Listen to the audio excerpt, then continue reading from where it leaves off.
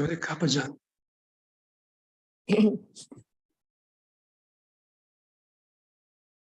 คุณนีน่าไม่ลืมภาษาไทยนะคะ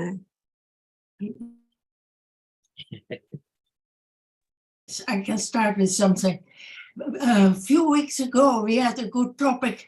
It was about the Sotapanna who does not cling to a person anymore, no more wrong view, but still can cling to other people, to members of family, and she gets very sad when someone dies.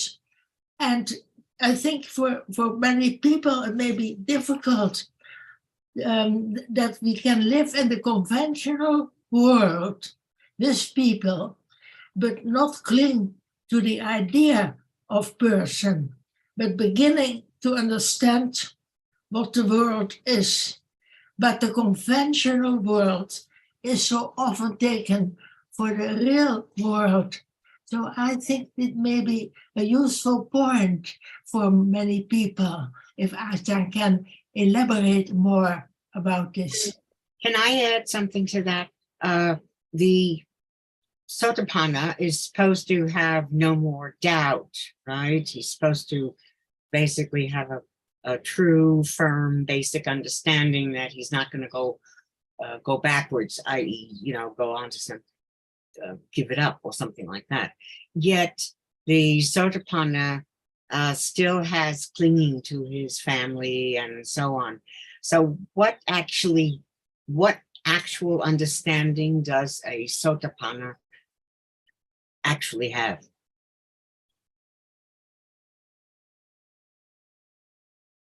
Can anyone see the danger of just the cause of akusala kamma, killing, stealing, and so on? Yes. Without being intoxicated, can it be done? And who knows, just one sip can lead to on and more until one gets drunk. I'm sorry, I can't hear it so well.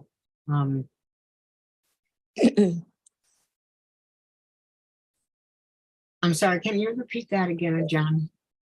Yes, because you see that who can understand the real cause of killing and so on, the five sila, because just one sip of intoxicated, no matter it is the drink or the smoke or whatever, it condition a little more, who knows, until it can condition such moment of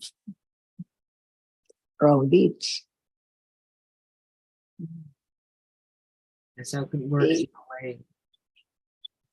That's why the point is just understanding the reality as it is, and it will work its way to all kinds of the kusala citta and sotapanna, and that which is the cause of killing and stealing, the five sila, can be from drinking, no matter what, just one sip. It can go on and on and on until one gets drunk.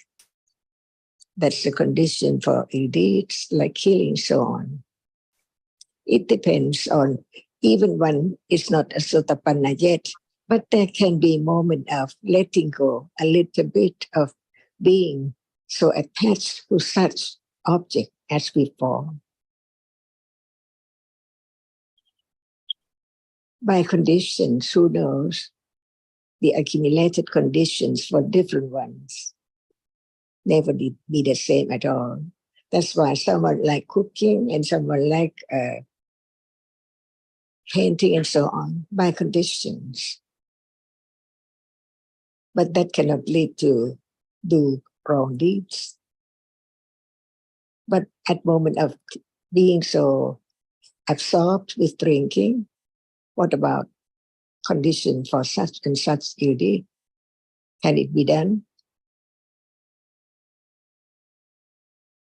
Can a sotapanna take intoxicant like what you call now? You mean liquor, intoxicating drinks?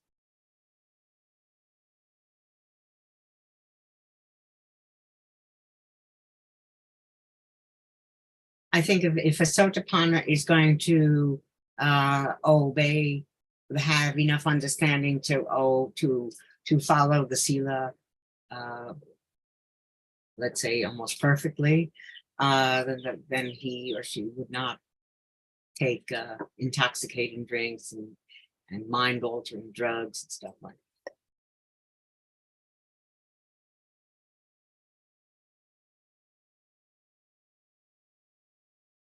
We can have doubt about smoking either, Sorry. whether it's good or not. We can have doubt about smoking as well, of this and that. That's why no answer yet for those who are not Sotapanna. Keep on thinking, doubt about this and that.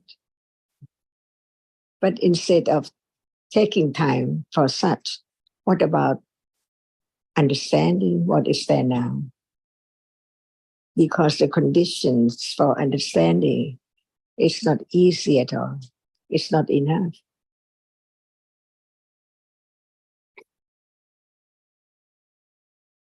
And what about thinking, about drinking?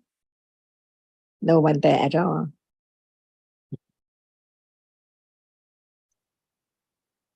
That's why no matter what one is thinking about, there can be moments of understanding the reality which is there. Not by selection, depending on conditions as well. For example, right now,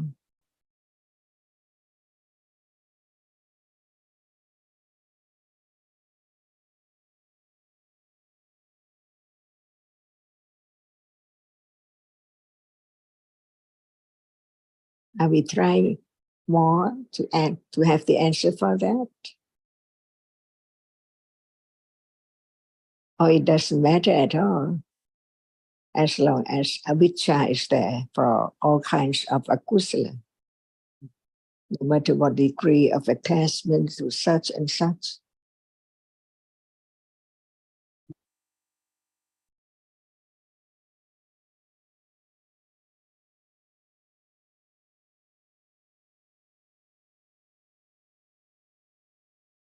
Betty, you mentioned about following Sila, but it's not so much a matter of following rules or reciting and abstaining, because there are certain precepts that one's following, but it's the understanding of the harm of akusala, especially the harm of strong akusala that leads to bad deeds. Because otherwise, if one just follows because that's how one has been taught growing up, or because one understands these rules, but without the understanding, sooner or later, there will be the killing and the stealing. I was thinking in terms of a Sotapanna, that a certain level of understanding that they would follow Sila pretty well, or 100%, because they have the understanding. And in the deepest sense, the Sila is the nature of the chitta, the kusala or the akusala. So back to Nina's point, for the Sotapanna, no more wrong view, no more doubt, no more. So there cannot be the akusala, the degree of hurting the others by killing or stealing or sexual misconduct. But there's still plenty of akusala sila, plenty of chittas arising with ignorance and attachment. So daily life carries on as normal. They're still enjoying the cooking and the painting, which Ajahn mentioned. Still lots of clinging to one's friends and family and wishing to be associated with them. But no wrong understanding at all that in the deepest sense now, actually only that which is seen, that which is heard, and many moments of thinking, no one there at all. So it's no conflict at all. It's a bit like the discussion we had with Jyotika last week or the week before about metta. The more understanding that actually there's no one there, the more friendliness, the more kindness there is.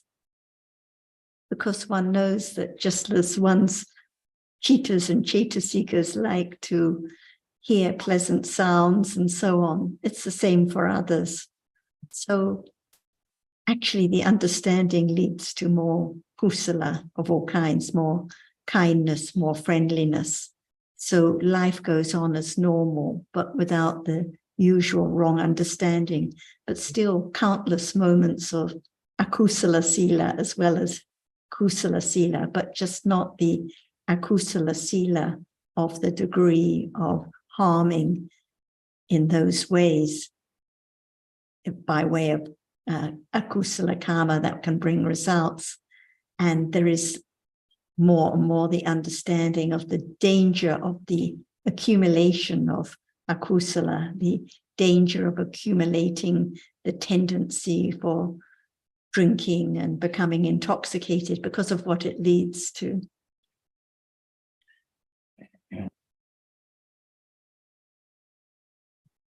By the way, Sarah, we got the book. I'm not sure I can make it. Okay. Thanks, Betty. Perhaps just turn yours off a moment.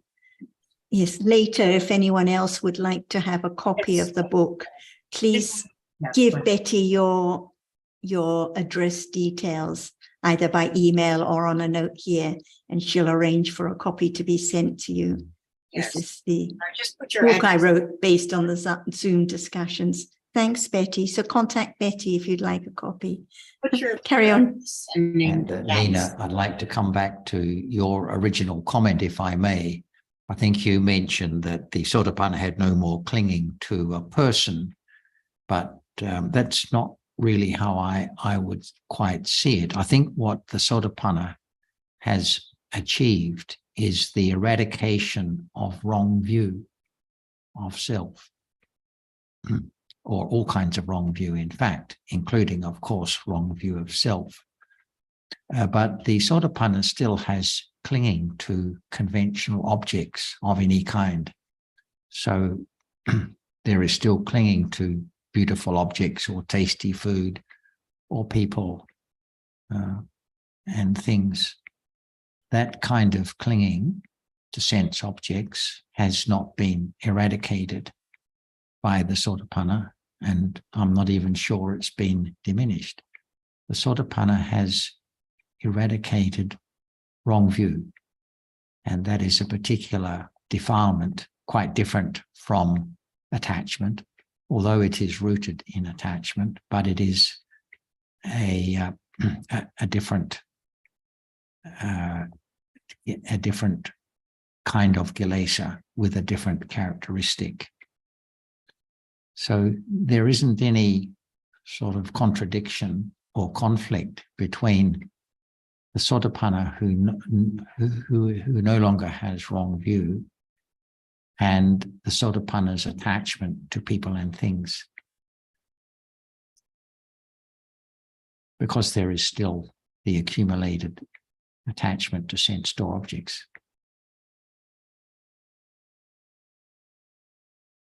Just lost Nina's picture.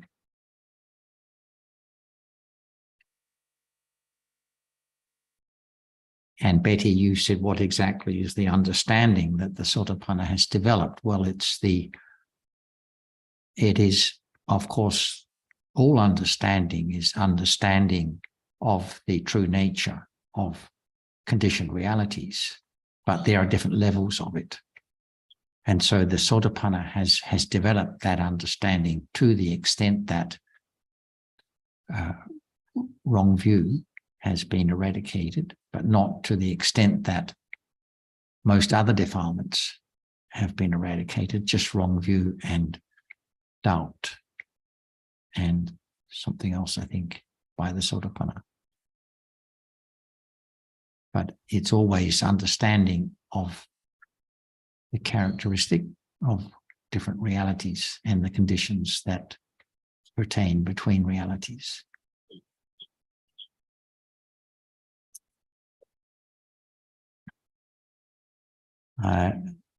I'm not sure that the Sotapanna yet understands there's no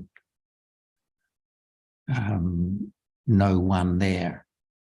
I think that understanding comes, well, it may come with, with the Sotapanna. I'm not sure if it's correct to say that or not.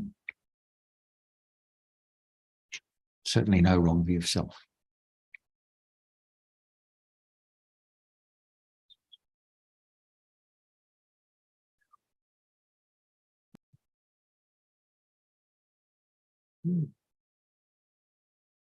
No doubt, no misunderstanding that what is seen is just what is visible. No one there that is seen. What is heard is just sound. The hearing itself that hears.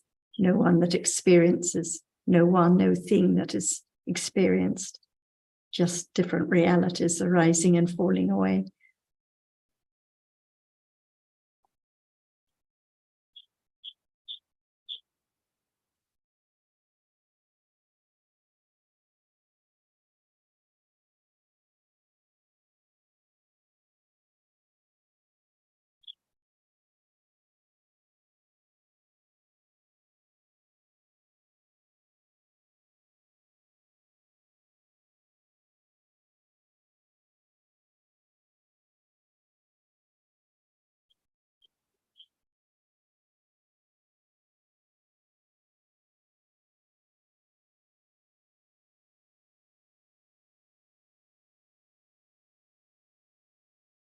I think Nina's housekeeper has come. This is why she's needed to pop out.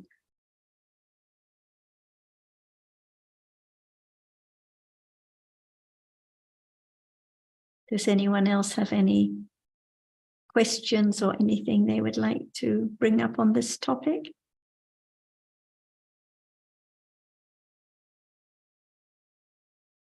Sarah, last, I think a couple of weeks ago, I referred to the Buddha as the one with the peak of understanding. You said that the Buddha represented the end of understanding. I think that was what you said. This was a bit of an unusual expression. What did you mean by the end of understanding? It doesn't sound familiar to me. Oh, right. So Maybe I the misheard it. The Buddha represents the full enlightenment of the truth. So perhaps it is the understanding that has fully developed to realize the end of life in samsara, the full enlightenment. So the word Buddha represents the complete, full enlightenment of the truth.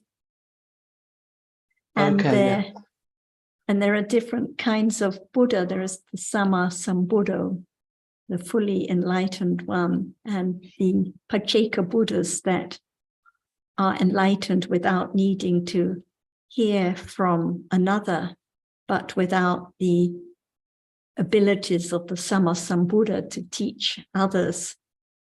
And so does the Pacceka Buddha teach at all, or he's just not able to get the whole teaching to the whole world, or is it just that he doesn't teach at all?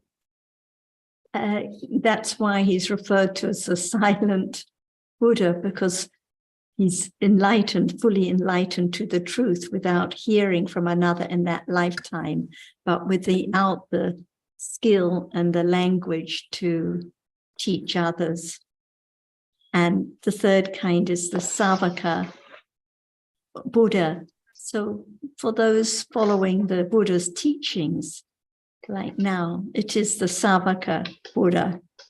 So it's still the way of development to understand the truths. Okay. But it has to begin from the very beginning now, the path of developing understanding as the Savaka Buddha. Well, Alan, but Sama Sambuddha, he enlightenment and he knows everything and he have the ability to teach and able to like concept the word like dhammas and all the teachings, and others can hear to listen, but not for Pacceka Buddha. He can't, it does not have the ability to concept, the teaching, the words, and but Pacceka Buddha still can teach in the sense of do goods at the time where there's no um, Buddha, Sama Sambuddha, there's no Buddhist religion. Yeah.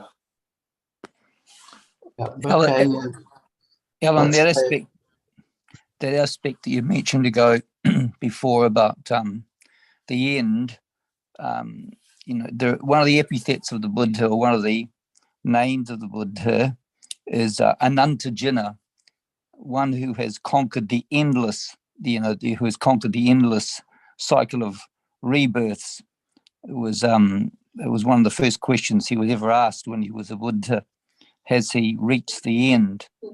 So I think Sarah alluded to that too. But he's one of the he has many names. As Tathagata, yeah.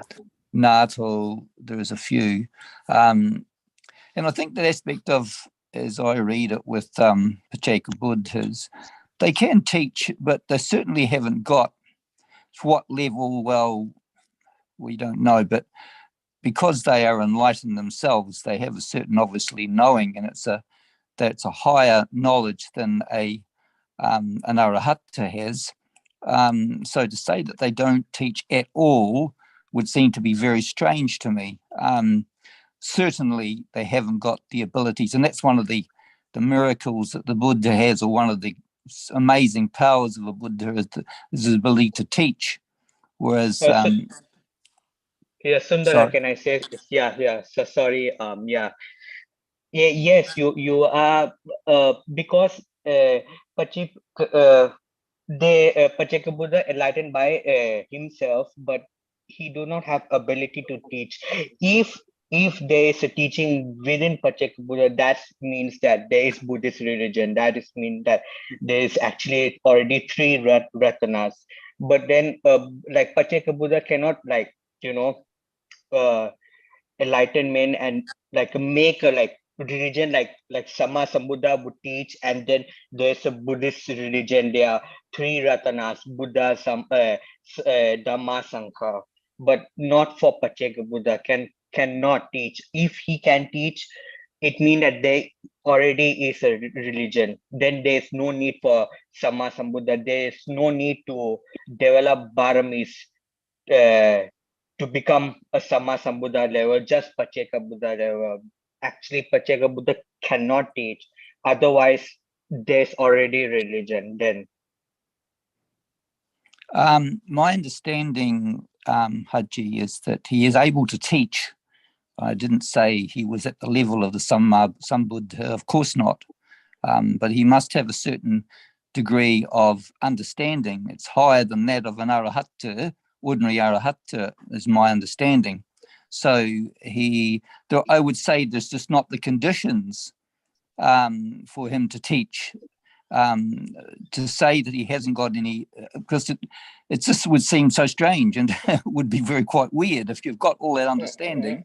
No. Actually, okay, let me finish, okay. please. Haji, please let me finish. Okay, please let me finish. Okay, please go let me ahead, finish. go ahead. So, yeah, I just go don't ahead. think, and I don't think it's a major point anyway. I really don't think it's a major point. But he's a very wise being. There's no question about that. Through having traveled through millions and millions of lifetimes and developed the understanding by himself, then that automatically means a degree of panya that's incomprehensible to us. So I don't think we can say that he doesn't teach. I think he would teach. Obviously, I would agree to the point that you would say being able to teach to the level of enlightenment, that's another matter. But he could teach. At what level? Well, we can only speculate on that as to what is happening. Anyway, please continue. Yes. Sundara, I think you would agree that he wouldn't be able to set the wheel in motion, which only a Samma Sambuddha can. So I think, as Haji was saying, he would teach about all kinds of kusala, but not the path. I think I intimated that, Sukin, when I said that I believe that he could teach at a certain level, certainly not the level of arahata. I didn't say that. and I just don't think there are the conditions. The conditions would be there. Actually, just a minute, Haji, please. When people speak, okay. Please let other people finish first. Okay, thank you.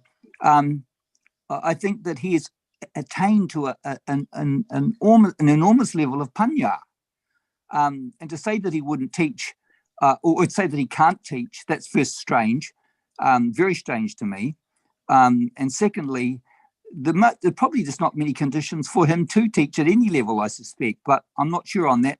I've never come across anything that indicates it, but as I said, he has an enormous level of panya. So to say that he can't teach, I don't think you said that, that would seem most strange to me. But I just don't believe there are the conditions for him to be able to teach, and he certainly hasn't got the level of panya that enables him to speak the Dhamma at the level of a Samma Sambuddha. That is, yeah, that's very evident. Now, please continue. Yes, actually, like I do understand. It might seem that Pacceka Buddha, of course, have to have a lot of understanding and enlightenment by themselves, but like which I say, the ability to concept the word. We are the Savaka. Because we have heard the word, we have heard the ability that Buddha, Sammasambuddha concept the word. That's why we can speak. But for Pacceka Buddha, who have never met Sammasambuddha, the ability to start a religion, to concept all the dhammas and all teaching, that's only Sammasambuddha. And even we have, now we are speaking because we have heard before, we have heard the teaching of the Buddha, we have heard the word.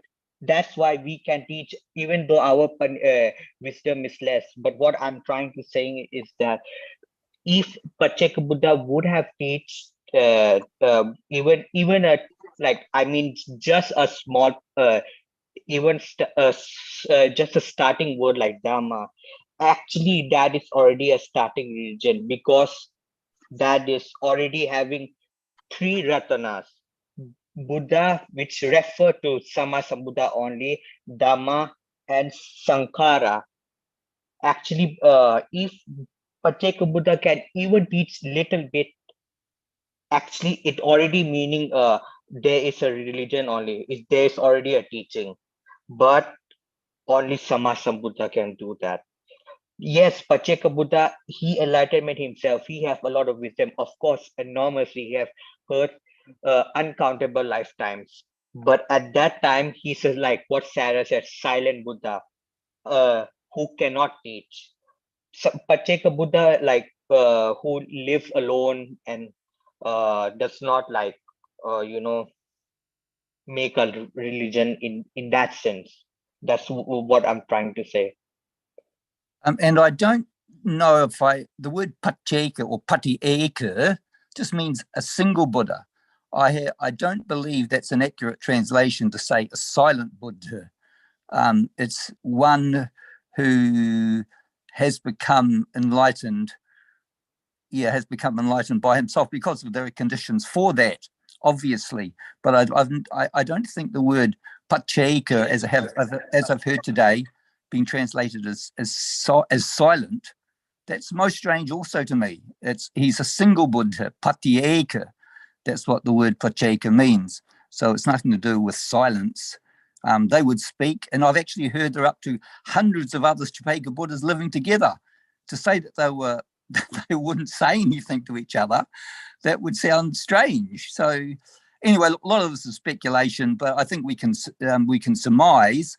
Sometimes, as I said, I think I've heard up to 500 Pacceka Buddhas living together. To think them to be just in total silence, that would seem, not beyond the realms of comprehension, in my opinion. So they do share, they do speak with one another.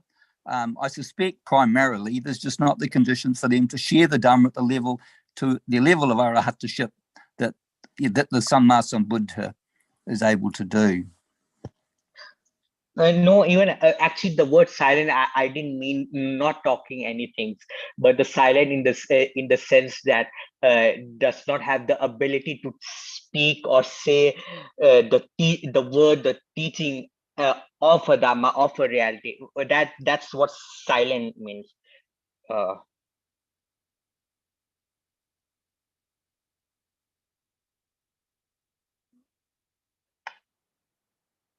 And Alan, I think on the point of end, I think it was, if I remember correctly, it was from Thanachan who used this word. And what I understood at the time she meant was the end. Samma Sambuddha means the end of understanding, means there's no level higher. So compared to a Pacceka Buddha's understanding is not that level. It's not the end. Yes, yeah, I can see. Yeah, that makes sense. That makes sense. It was just a bit unusual, but yeah, that makes sense to me. But also, as Sundara said, it could be the end of samsara, the end of existence as well. So there are two meanings there, aren't there? But yeah, I take that point. Thanks. Even for the Arahat, it is the end of understanding in the sense of the job has been done, nothing more to be done, no more life afterwards. And I think, as Hajit said, when it's the Pacceka Buddhas are referred to as silent, it's just in the sense of with regard to being able to teach the true Dharma to others. So, Right. Presumably, the Pacceka Buddha and the Sama Sambuddha would have had to have been listeners in the past. It's that they would have listened a lot in the past to the teachings. countless lifetimes. Certainly. Certainly. Yeah. It's even said that Devadatta, who in his last life had some pretty notorious behavior, he will become a Pacceka Buddha. So there are examples, no doubt, and who knows, so when there are the conditions, these arahatas do make an appearance. But as I understand it, they can't appear during the time of the sasana. That would seem, I've come across that before, that they appear, if I can use that word, outside the sasana as we know it, or that's being taught at a particular time. Or even, I suspect that the sasana is known, and that is a long, long, long time at times. Right. Thank you.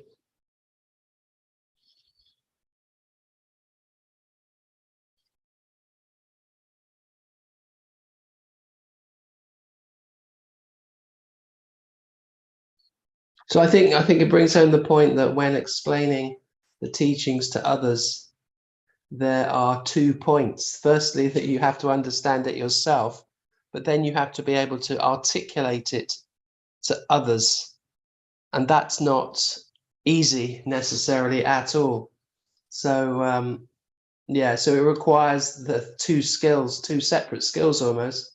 The ability, you have to understand the teachings to be able to help others, but also you have to be able to articulate it at their level, and that's a different skill. So I suppose that's I'm what getting I sort of, oh. Yeah. Go ahead, is that Eve? Yes, please excuse me, Alan.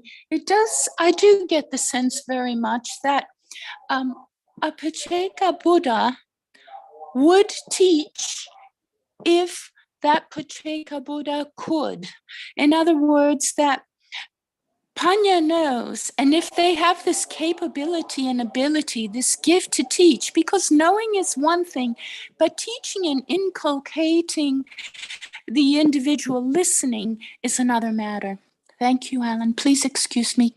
That's okay. Well, I think also, there's an important point you raised, was the fact that it depends on whether there are people who can listen.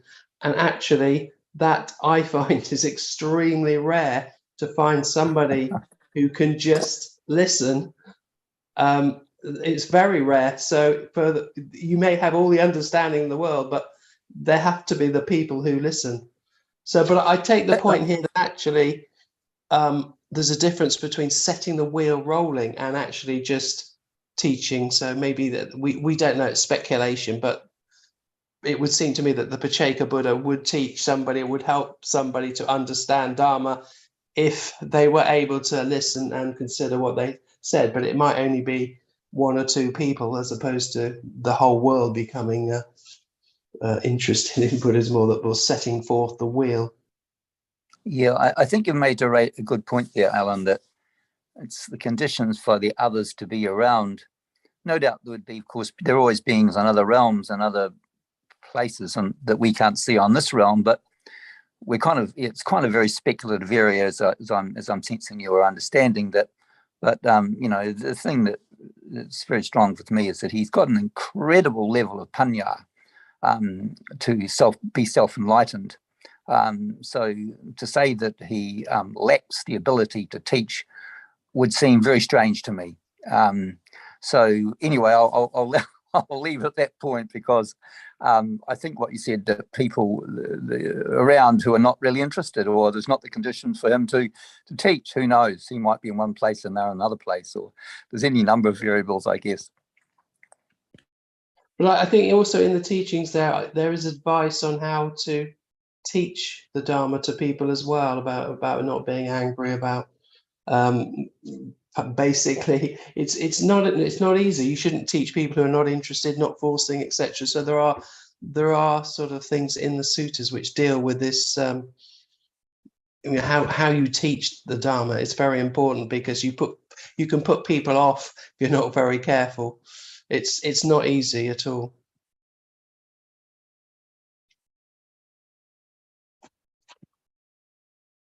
I think what you've alluded to there, Alan, reminds me that's the third point that Jonathan was going to make, was silabbata paramasa, which is clinging to behaviors that are not productive or not conducive to the understanding of Dhamma, like going to certain places and thinking you can only develop understanding in those places. That's the third factor that's eradicated by sotapanna. So they cannot, they know that it would, their behavior is such. That's another word for sila. It's behavior that is not conducive. They've eradicated behavior that's not conducive to the development of understanding. And certainly the Pacceka Buddha would understand that too. We don't know the conditions under which they're enlightened, but, again, more speculation, but they have, they just seem to me would have a tremendous amount of panya, but there's not the conditions for them to teach. Right, yeah.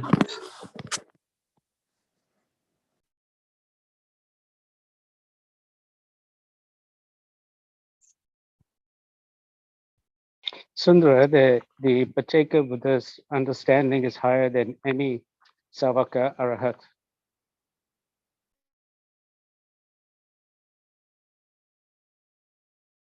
That's what I said earlier on, Sukin. It's higher.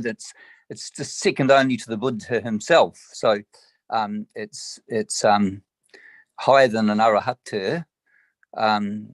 So yeah, it's very high. It's an inordinate level of panya.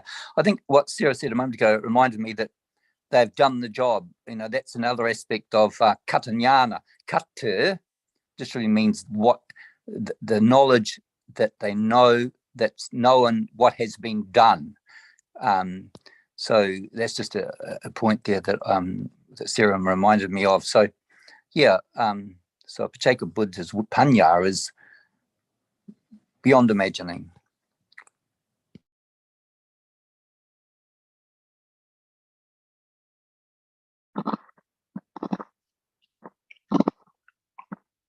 Yes, I do understand at first glance, like how can Paccekabuddha, why he can't teach? He has so much wisdom, second after Samma Sambuddha.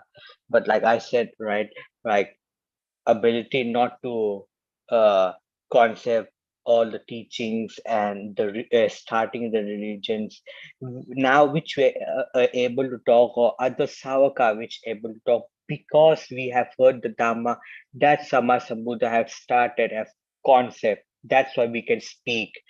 But for Paccekabuddha themselves, even though they when they are together, um, they don't have the ability to even to start to say the word or the concept the word. Otherwise, because all true word are already the teaching of Sammasambuddha, all Dhamma, actually the religion is where it's the teaching itself. All the true word, all the Dhamma are actually the religion. So if the one have already able to speak and to refer and uh, Panya can understand. Actually, that is the word of Sammasambuddha. So only Sammasambuddha who can teach. The truth is that he is the only teacher. And we, because we are here after we have heard, Savaka have heard, and that's why we can able to say like what he has said, what he has established, uh, uh, the words and all that. I didn't quite understand, Haji, when you said the concept of the word and the word, they cannot concept, or you said something like that. No. What I actually what I'm trying to saying that the concept word like for example like Dhamma, which refer to Dhamma as a Dhamma, right? Paccekabuddha can never do this, which to refer the reality, like even the starting word of everything we know that is Dhamma. Paccekabuddha cannot. I mean, of course, the previous life, the uncountable previous life which have heard Dhamma and discussed Dhamma and Bharami's development of all other Bharami, but at that life, yes, enlightenment by himself, but does not have the ability to say or to use or to speak to refer the word like reality, like for example Dhamma, which refer to all Dhamma. That cannot be done, because if that can have already been done, then there is a religion already, and the all true word, all teaching come from Sammasambuddha. All true word is Sammasambuddha word. So if there's no Sammasambuddha, they can never be uh, teaching the word which we're hearing today. It would seem most strange to me, Haji. He would understand, Paccekabuddha would have an understanding of Dhamma as Dhamma. There would be no question about that. No. He can understand, yes, but the ability to say or to refer as Dhamma to others, that cannot be. Otherwise, that's already religion have been started, and all that are Samma Sambuddha word. Paccekabuddha cannot do that. No But matter. Haji, I think as Sundara was saying, it is a bit strange to conclude that, for example, in the case of so many Paccekabuddhas,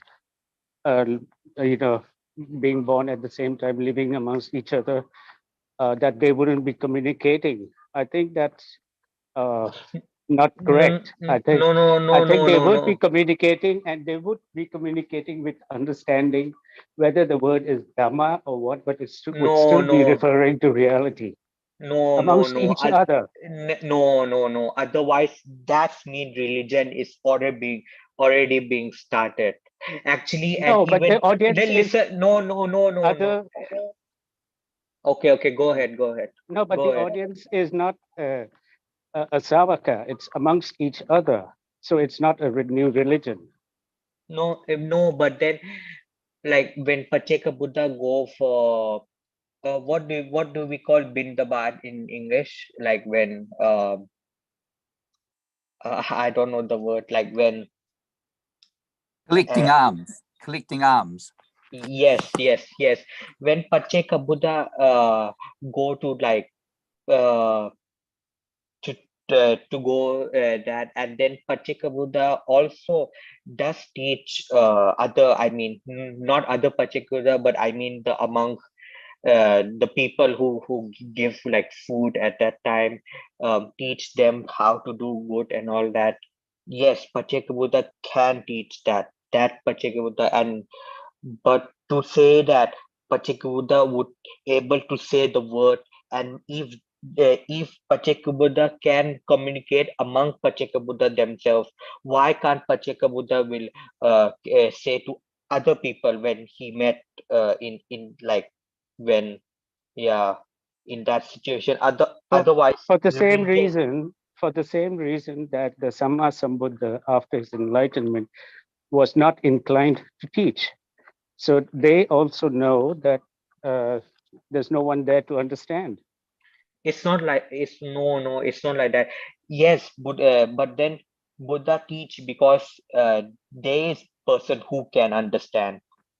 But then because the word Dhamma itself, you see all the true word, all the teaching, all the Dhamma, this is the region, these are the Ratana. So when we say the word, and then there's an understanding, there's refugees to the three Ratanas already. Right, but refuge is Ratana is not just a word. It's not just an Word, no, no, idea. no, no, no, no, It's no. it's an I mean the teach. understanding. Yes, I know the understanding, but even the word that lead to understanding, that's already having a three Ratana as a refuge. But then, and if Pacheka Buddha can say, like what you said, can talk to each other Pacheka Buddha and then have an understanding, actually, that is already referred to three Ratanas as refugees. There's already a religion, but uh, then there's no need for Sammasambuddha. There's no need to develop men Bharami till the level of Sammasambuddha. Just Pacheka Buddha and can teach. Haji, I think what Haji is trying to say is that if you have the understanding, but you hadn't learned it, like a Pacheka Buddha would not have learned it from the previous Buddha, he lacks the vocabulary, like the word Dhamma, perhaps, or other terminology that is used to explain the Dhamma.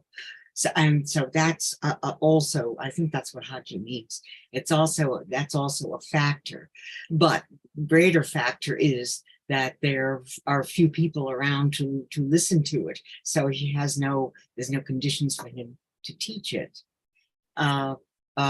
with whatever words he can drum up. I think this is on all sides is quite speculative, and I'm not sure it's leading. Oh yeah, it is. anywhere I mean, it's all speculative. useful.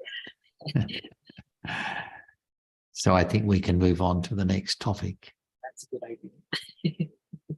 Unless Ajahn would like to say something on this one, of course.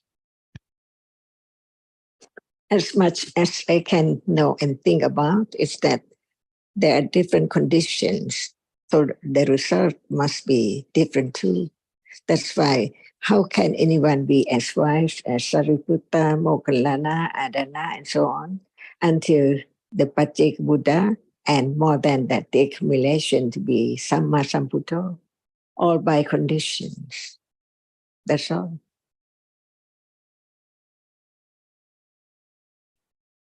Can anyone teach like Ananda, Sariputta? Depending on understanding.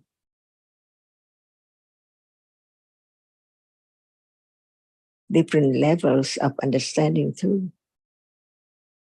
of different realities too, so much different. The accumulation of one to and the others, different ones. But as much as it can be, no one is as wise as the Mahasavaka, and even Mahasavaka is not as wise as Pacheka Buddha. And Pacceka Buddha is not at level of Samma Sambuddha by conditions, parami.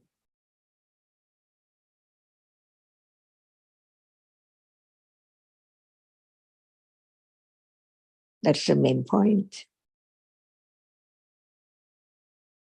Thank you, Ajahn. So I think another way of summarizing that would be that the reason the Pacceka Buddha doesn't teach is not because of lack of understanding, but because of conditions generally.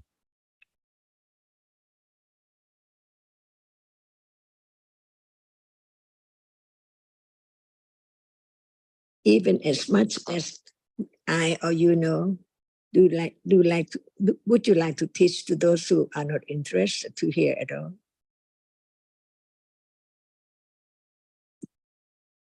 And that is one of the conditions why the Buddha comes into the world at the time he does.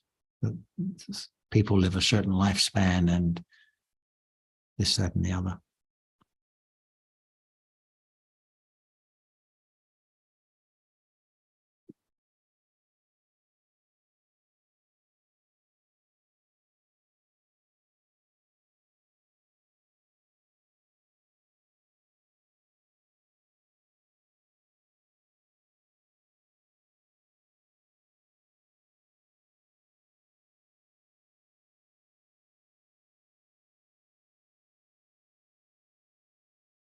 And Alan, at the beginning, you said that you had talked about the peak of understanding. What do you mean by the peak of understanding?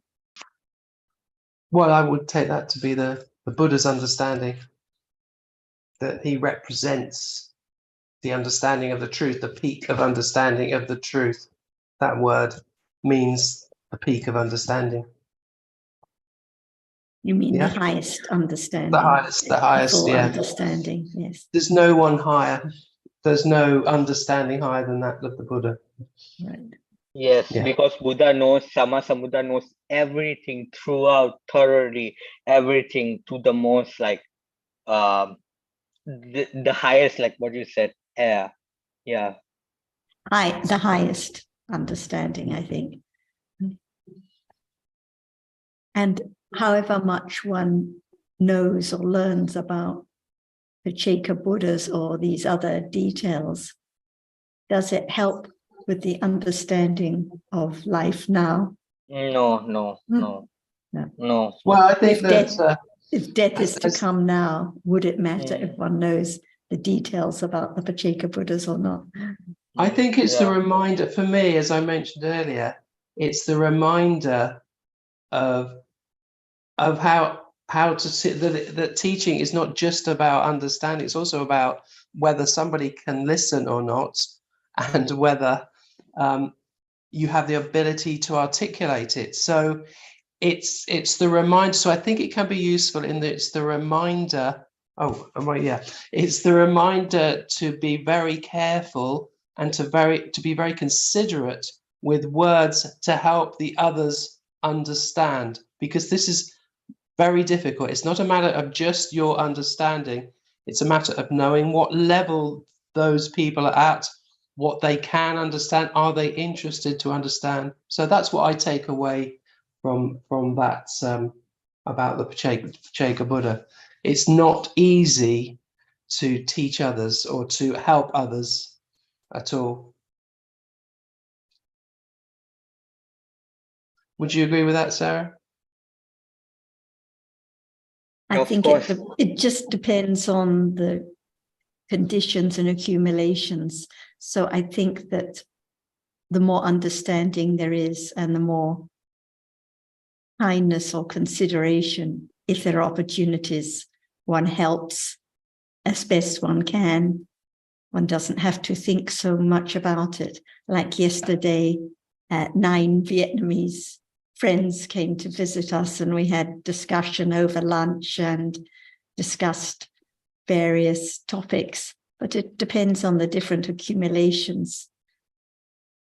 Some people were smiling and appreciating what was said and some not so much. So it depends on conditions and accumulations.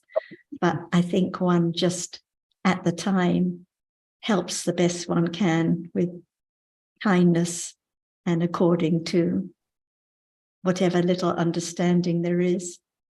And I think that you're very skilled at explaining the Dharma in many different ways. But one way, for example, is that you always try to, if you use a Pali word, you'll always explain the English translation of it. So that's being considerate to others in the way you explain Dharma. And you, Jonathan, Ajahn, always use simple words, English words, to help explain the Dharma. So there's a lot of consideration about how you explain it. I think it's an important point because it has to be in the listener's language that they can follow. And in fact, many of these friends said they found too much detail or too much Pali in the discussions that can be just a turn off. So I'm aware that many people listen to the discussions afterwards. So it has to be relevant to daily life. It has to be relevant to the understanding that is already there. And also Yes. something that came out in the discussion yesterday that Sarah just referred to was that some people have the idea that they have to know a lot about Buddhism, including Pali terminology, before the development of understanding can begin. So they feel, and this perhaps reflects the people that they are associating with, that understanding or the gist of the essence of the Buddha's teaching cannot be known until there is a lot of background information about the Buddha, about his time, and about different Pali terms, which of course is incorrect. So that's the idea that a lot of people approach the Dhamma with, both those who share it and those who would like to learn more. Mm-hmm. So it has to be relevant. Whatever we talk about has to be relevant to this moment and daily life. Like Nina mentioned about the understanding, even when it develops to the stage of enlightenment, still daily life carries on. There's still seeing, there's still hearing, there's still thinking, following one's normal daily activities. So if the understanding isn't relevant to this moment and what can be now, what can be understood now, then is it useful? One has to always consider this. It would seem to me that, sorry, okay, Sarah, please continue.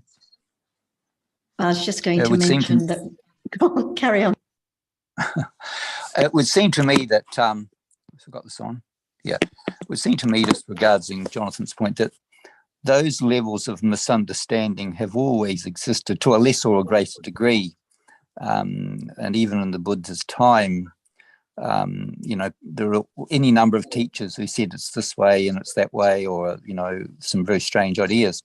And I think that's always existed. And this is what one of the great blessings of the Dhamma, as taught by the Buddha. But of course, as we know, even when we have that about us today, and there are some wise people around, because of the prevalence of so much misunderstanding and so much has been taught that's really muddied the waters, that that kind of understanding, which perhaps you alluded to earlier on just a moment ago, is more inclined to be about.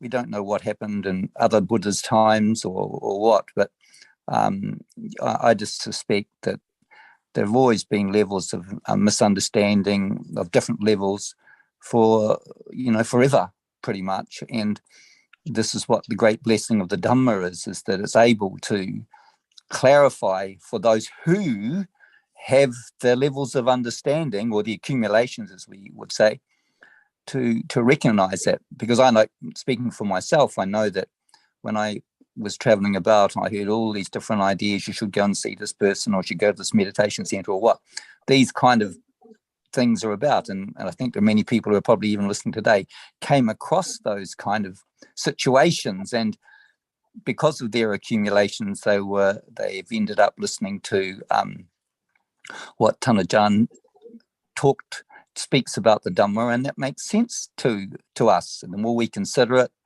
the more we see its relevance to the present moment. So I just speak that, you know, there's always going to be levels of misunderstanding, you know, of whatever philosophy.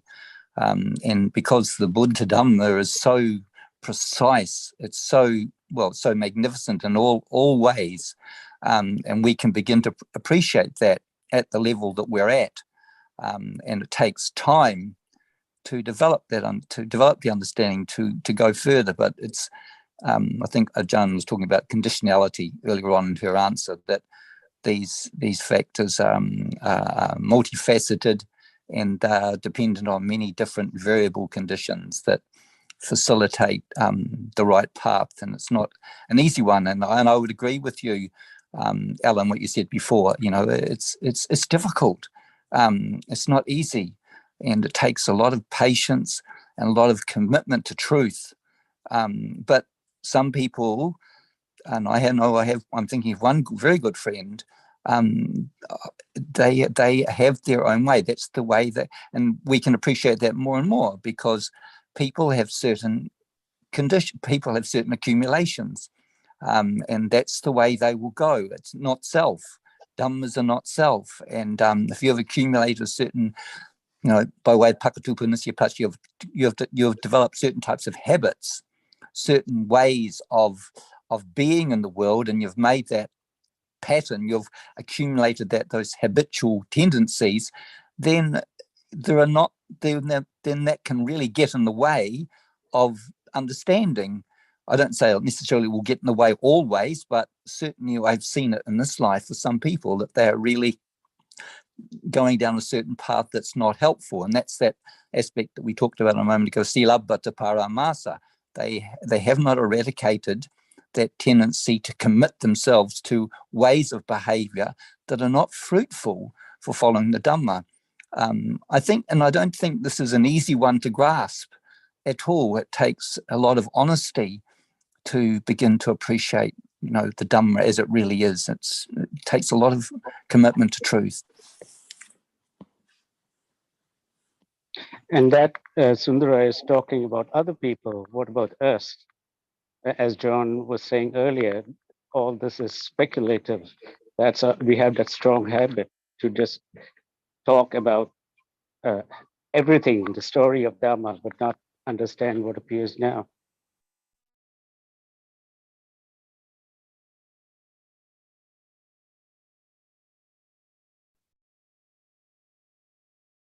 At this juncture, I appreciate what the Buddha has bequeathed us, this extraordinary legacy of literature and the teachings of 45 years.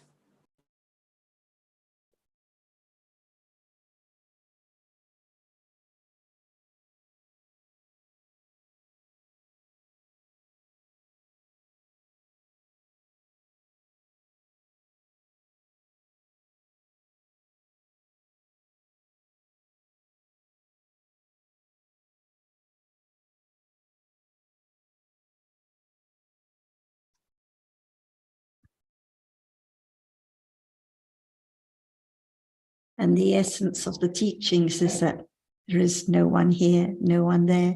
One of the main topics of the discussion yesterday with the group who came to visit us was the wishing to be good, wishing to have more understanding, having good resolutions and intentions, and if one's about to speak harshly, reminding oneself of these good intentions and wishings. But we forget about dhammas as conditioned. So all the wishing, the trying to be good, trying to follow good sila, abstaining from this and that, it's all motivated by the clinging to I being the one with good sila, with lots of metta, lots of understanding. So the teachings are all about truthfulness at this very moment, no matter whether one's speaking about Pacceka Buddhas or cooking or listening. what about the reality now? What about at those moments of wishing or trying or liking to be good, liking to have understanding? What is the reality? So whatever we read from all those 45 years of teachings, it all comes back to the understanding of life at this very moment. Otherwise, we're always lost in the different dreams and stories. If they're not the dreams and stories we had before, they're dreams and stories about the teachings, but forgetting about the truthfulness at this very moment. So I think this is the essence of the teachings, the understanding that there are just those realities which experience now and those realities that don't experience anything at all. And that's all life is at this moment. So the path can begin to develop now. Very good point, Sarah, because people are afraid of akusala or to be aware of akusala, and they always think of correcting themselves and thinking of self. So it's a very good point that we can't stress enough.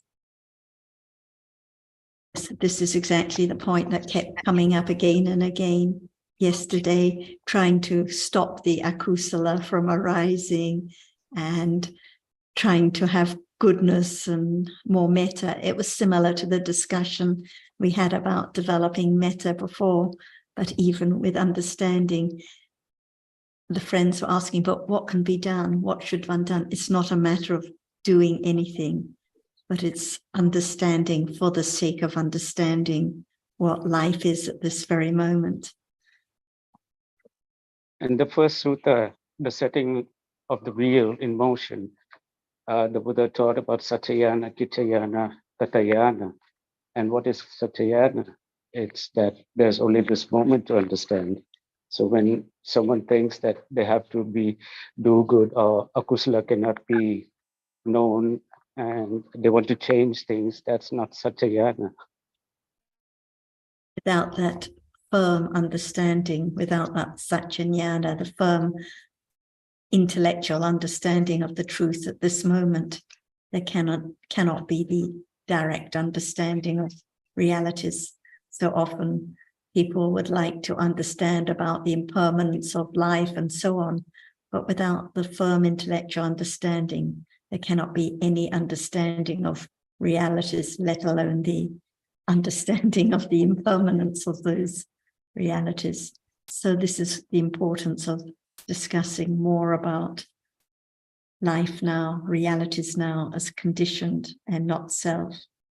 It has to be about this very moment in order for it to be Satyajnana.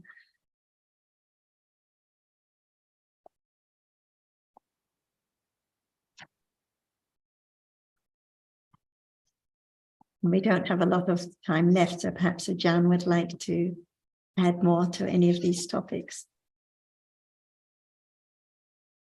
It can be about anything now.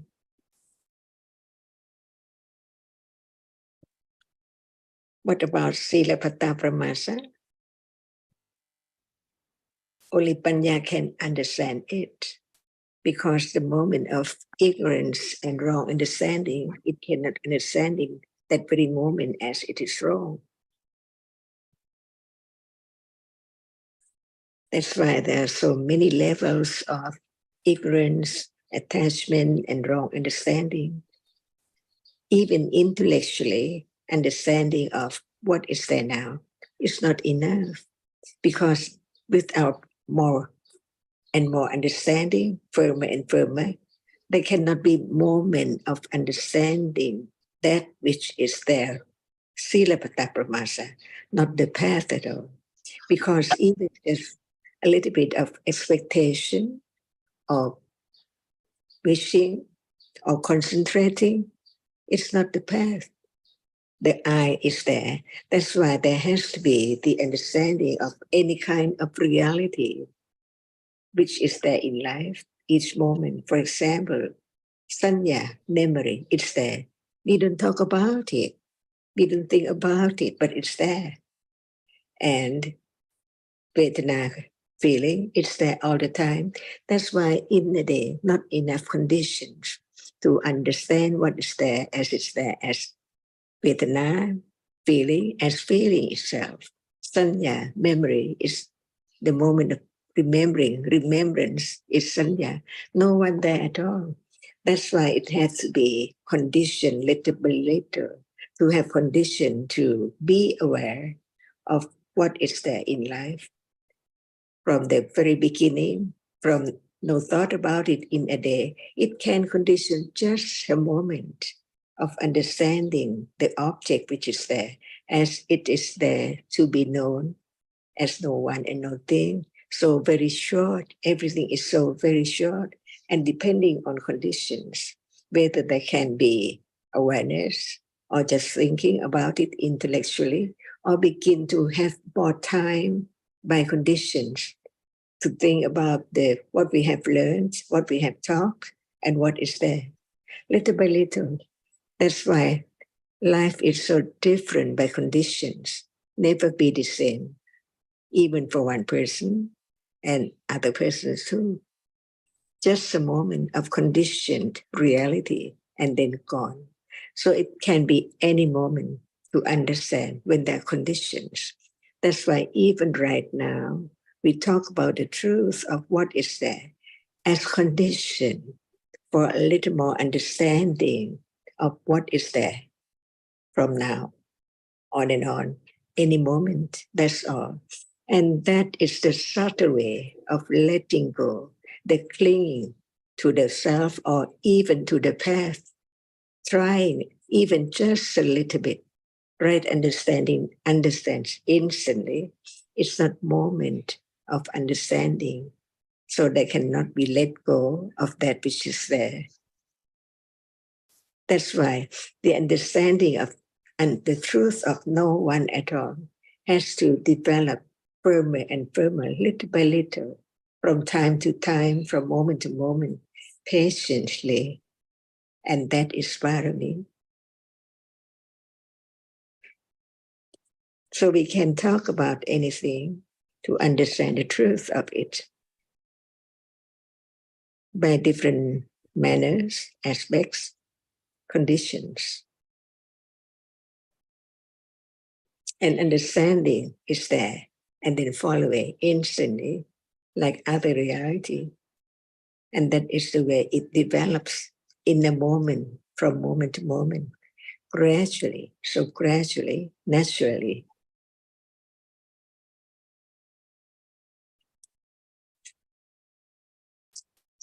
And Chanti, I'm just looking at your note that you wrote. So yes, I agree, often what is actually a kusala is taken for kindness or compassion or goodness without understanding. It can't be known. The difference between kusala and akusala cannot be known without understanding. And the wishing to be good, wishing to be kind, the clinging to oneself is the reason one would like to go somewhere for self-improvement, as you say. But what about this moment? What about when one's out in the street with people around? What about the goodness or the kindness anytime naturally, or helping when there are opportunities without thinking too much about it? And Shanti, you say, on the other hand, it's good to be kind. Well, that's the conventional way, of course, of expressing it. But in Dhamma terms, what is good is kusala citta. And the conventional idea of being kind is not, of course, synonymous with kusala citta. And I think that's difficult to explain to people because we are so accustomed to thinking in terms of actions and deeds and their outward appearance, and not in terms of the mental states. But I think the same comment applies to both going to retreat to improve one's self and having the idea that it's good to be kind, and this being a condition then to practice kindness, if you like, or to become a kinder person, neither is right understanding. Right understanding is simply understanding that kusala citta is different from akusala citta, and kusala citta is not harmful to either oneself or to the other. And so kindness is, in the absolute sense, is kusala citta, not a particular act or deed. And of course, it's conditioned. It can't be made to arise by determining to be a kinder person, for example. Yeah, all good.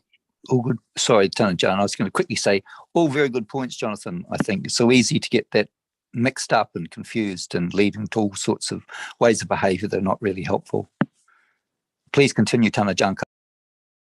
Without understanding, can there be more kusala? Impossible. And wishing to have metta or wishing to have understanding, who knows that that is the very subtle akusala. It's not moment of seeing the benefit, the value of understanding the truth better than none at all. No matter when will it show up as it is, depending on understanding and letting go. That's why when there is the understanding of the truth, there can be more friendliness, kindness, because at that moment of having akusala, it's what we try to not having it, but it's there. At moment of criticize someone and so on, or watching TV, the idea of that person, this person doing wrong and so on, what citta is there? The most valued moment is the understanding of the truth. It's not that person's akusala, but at that moment it's one's own akusala. That's why more understanding of the truth, less clinging to wanting to have kusala, because it's there at any moment when there's no understanding of the truth. But at moment of understanding, no one there at all. And no one can force it to understand clearer or better. But it's the beginning of not forgetting the truth, that the truth is there now. It can be understood, but by patient understanding, little by little. Not to try, not to do, but to understand that it's there by conditions, whatever is there. So at moment of doing this or that, or watching TV or thinking about anyone, it can be moment of understanding the truth. But the truth is so very subtle. It is not thought about at all.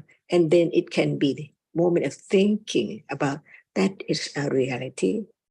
And that is not enough, because it's just a moment of thinking about it as a reality. But what kind of it?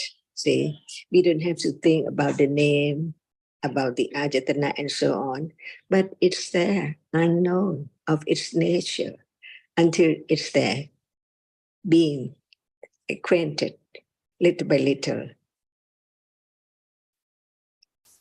associated with that moment, not the other, not anyone at all, but it's there to be known so close.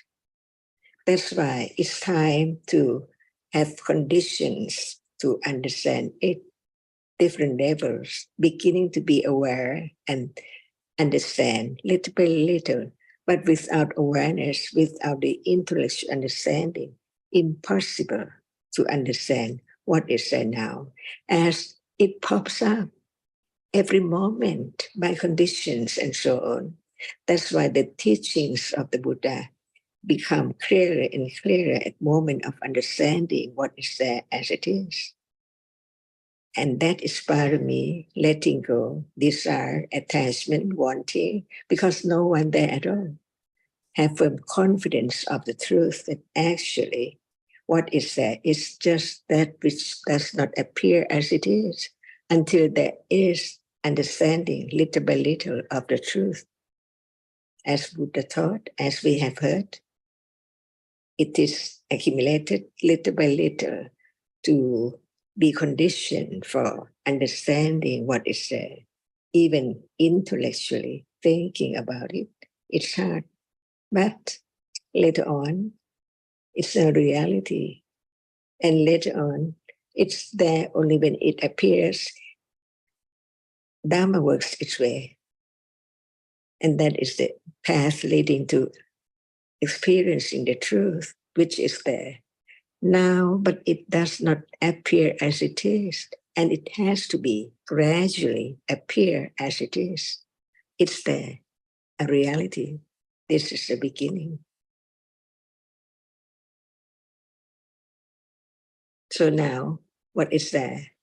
A reality. It's there, a reality.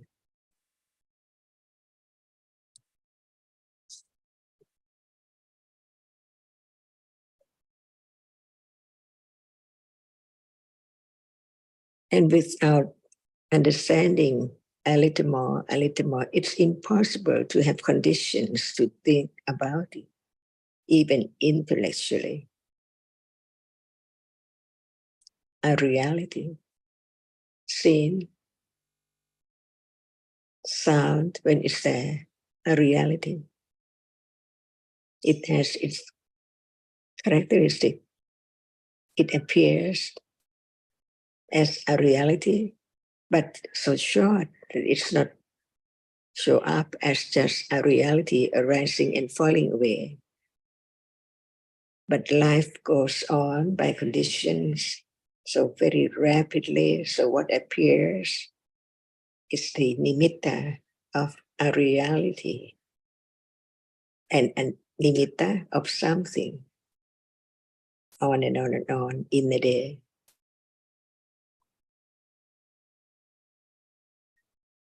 Until it's time talking about it, to pay attention, to attend to the characteristic of that which is now, little by little, by conditions, until it's so natural when Panya developed enough.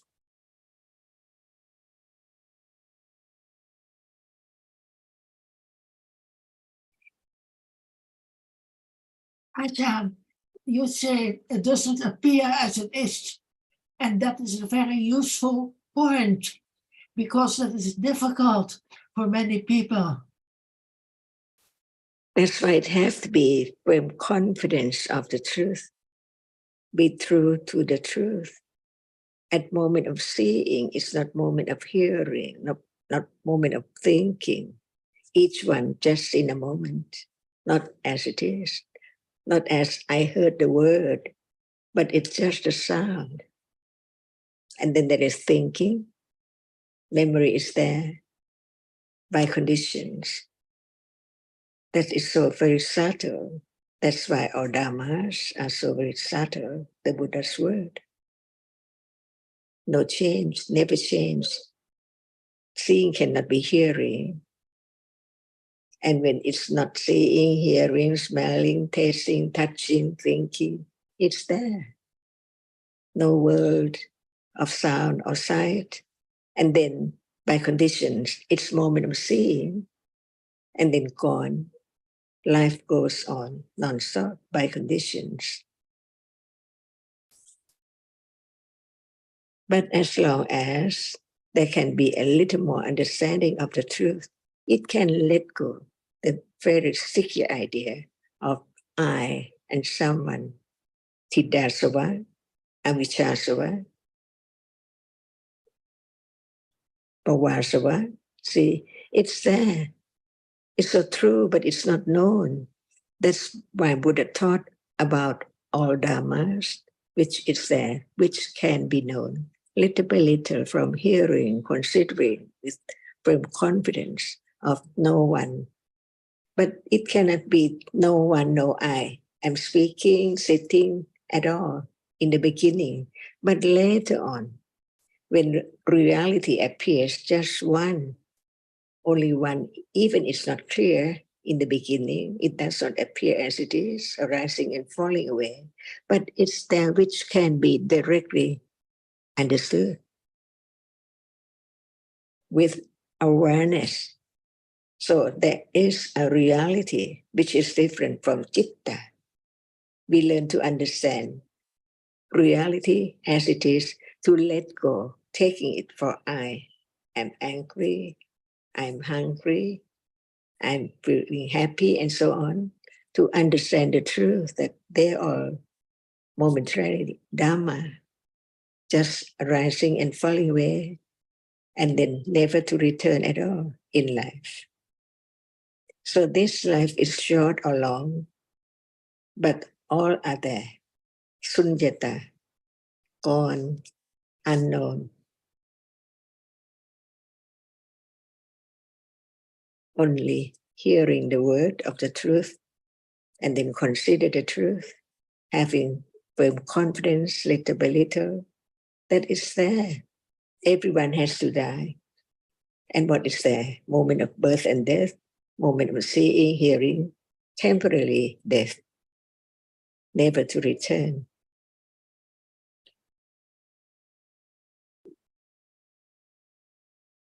Every moment of citta, cetasika, rupa, arising and falling away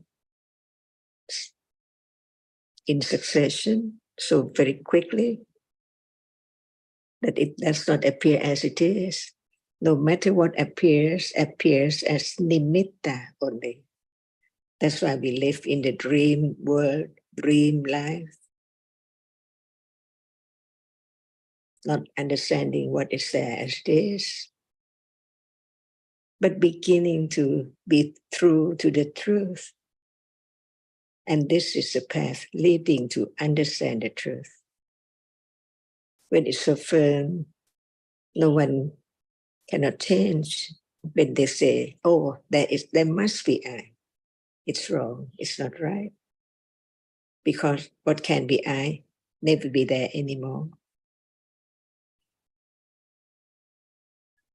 Just live happily. See, no need to try to force oneself to understand this and that. And then conditions is there, condition moment of what is there appear as it is because of understanding and letting go little by little. Unexpectedly, all by conditions. Even whatever now can appear as it is, when time comes, when the conditions are right, to condition such moment, now, this moment, as it appears, by nimitta of one characteristic of a reality.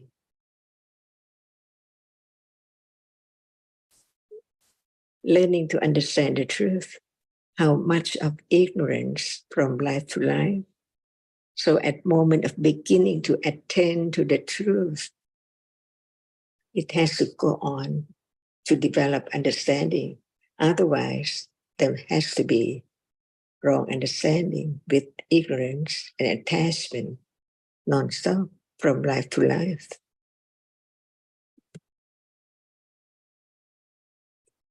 So it's worthwhile even to think that what is there now is real at moment when it's there.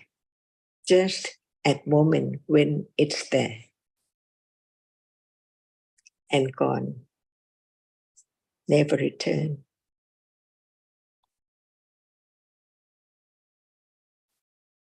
So it doesn't mind at all and have more kindness, more friendliness, because of understanding life is so short.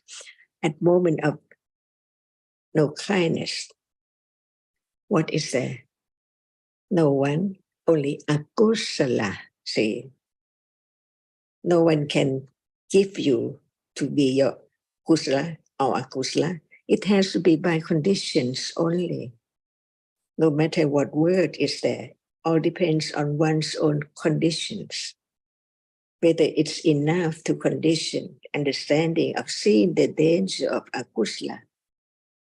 That's why having friendliness by conditions, understanding that when it's not friendliness, it's I or someone that you do not like. See, that's why it's so subtle. Just living alone when there is understanding, no one. And in truth, whatever is there is not permanent at all.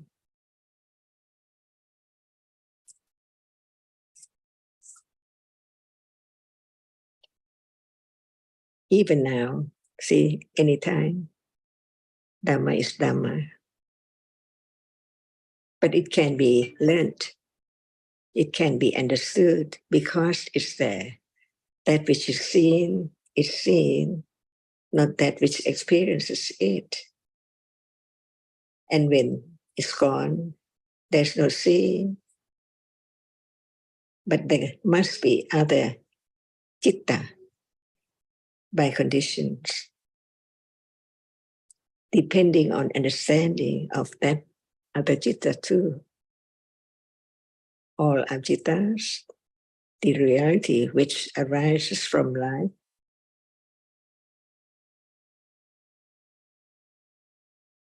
each moment, it's there. And even just some words about it can condition a little more understanding, to condition the understanding of that which is there, little by little, closer and closer to the truth of what is there at a time of seeing, hearing, smelling, tasting, touching. That's why it takes quite a long, long time of parami to develop. Right now, it's parami when there is understanding.